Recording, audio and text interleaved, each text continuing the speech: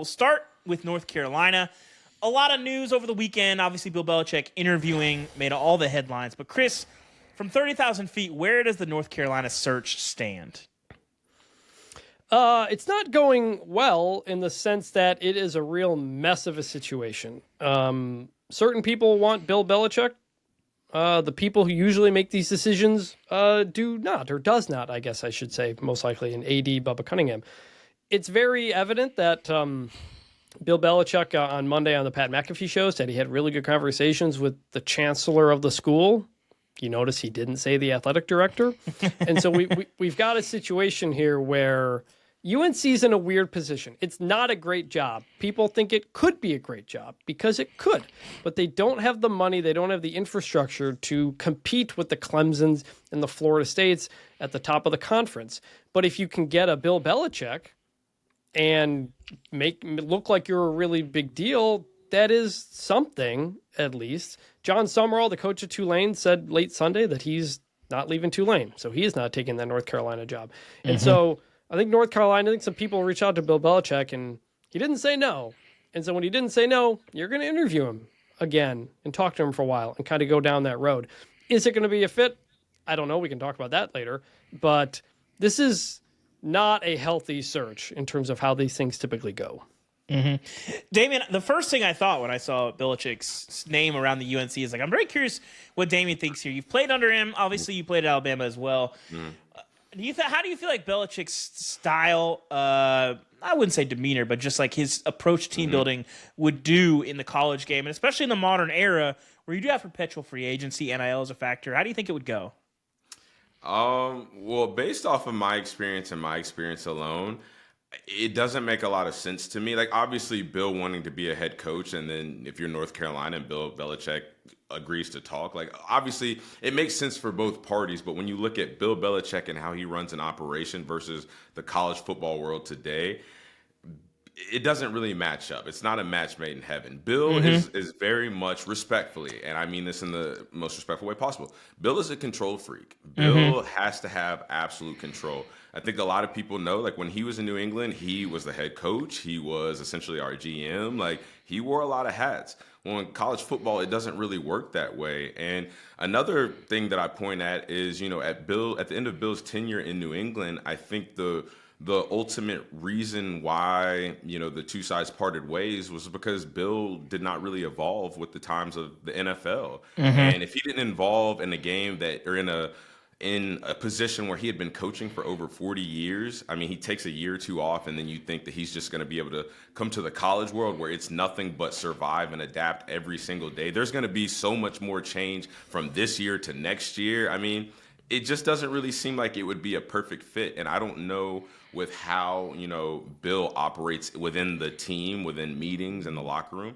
I don't know how these college kids would respond to that. Like, professionals responded to it the right way. That's why they had so much success. That's why that worked. But we know these kids they're getting paid like professionals, but when it comes to their mindset and the way that they approach the game and the business, they're very far from being professional. I mean, we see that from all the AK-47 celebrations every Saturday. So I don't really know how much sense it really makes. Like, when you really look at it from a holistic standpoint, I don't know if it makes a ton of sense, but hey, if I'm North Carolina and Bill Belichick wants to coach, I mean, how the hell can you tell that guy no? And if I'm Bill Belichick and I've got the itch to coach, then I'm going to go do it. And we just have to see how that would marry up with the players. Not sure it would be great.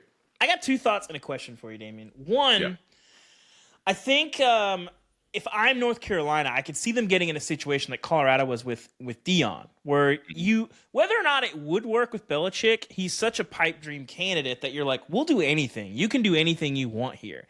And Deion can do anything he wants in Colorado. He runs that whole campus, basically. And I could see North Carolina getting into a place where, okay, whatever you want to do, we will make it work for you. So I could see them maybe getting into that to maybe calm some of those concerns about control. The flip side that I have with Bill Belichick is, and I talk about this sometimes with Jeremy Pruitt at Tennessee, is that when you are a head coach in college, you're coaching football is like 30% of your job, to say nothing of recruiting. And I talk about this a lot with Jeremy Pruitt failing at Tennessee. If it was not recruiting or player development or game planning, he really had no patience or time or desire to do the other parts of your job. And so then when his chips were down, he didn't have anybody in his corner, and it was very easy to get him pushed out of the university. I could see, like, to your point, how much interest would Bill Belichick have in doing the fundraising, the backslapping, the relationship building with collectives? Would he be into that, or would he be like, I hate all of this? I mean, and again, I'm only talking about my own personal experience, but I can't see a world in which he wants to deal with all that. Yeah. This is a guy who never wants to deal with the media, who never wants to deal with like agents calling him. Like, that was another thing. Like, don't have your agent calling me about this or about that. Like, if you want to talk, just come talk to me, and I'll tell you what it is. Yeah. Well, all these kids have agents. All these kids have entourages. Like you said, the fundraising, the shaking hands, the patting asses, the kissing babies. Like, in what world have we ever seen Bill Belichick do any of this? Like, ever. When have we ever seen him look like he wanted to do something like this? No, hell. He's got he seems to have a much more refreshed view on life. He's got a younger girlfriend now who she might be helping him adapt with the younger culture. Who knows? So maybe this will be a good fit. But again, I think we can all look at this and say, like, it doesn't make a lot of sense. Just doesn't make a lot of sense. Like, he's not going to want to do all that, Ubben. I do love him on the Manning cast. I love watching his perceptions of the game as it happens, like what impresses him, what jumps out to him. And I love how much he loves football and the history of the game.